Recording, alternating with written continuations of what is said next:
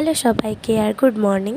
তো সকাল সকাল খেয়েছিলাম আমি এক কাপ চা, কারণ আমার ভীষণ ঠান্ডা লেগেছে আর কাশতে কাশতে তো পুরো হাল বেহাল হয়ে গেছে।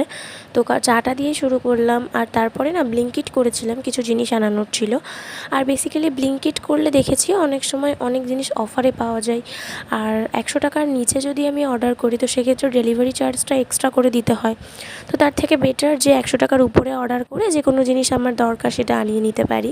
তো আজকে তো অনেক কিছু এনেছিলাম, মানে যেগুলো শেষ হয়নি এখনও, তারপরেও আনিয়ে রেখেছিলাম আগে থেকে স্টকটা করে রাখার জন্য। বেসিক্যালি আমার সময় হয় না অনেক সময় অনেক কিছু নিয়ে আসার, তো সেই কারণেই আর কি এনেছিলাম।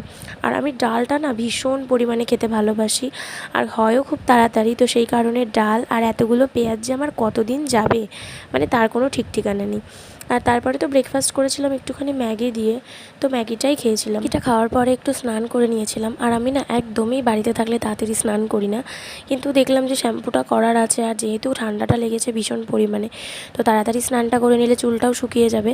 তো স্নান করে এসে একটু খাবার অর্ডার করেছিলাম, কারণ আজকে আমার কিছু রান্না করতে ইচ্ছা করছিল না।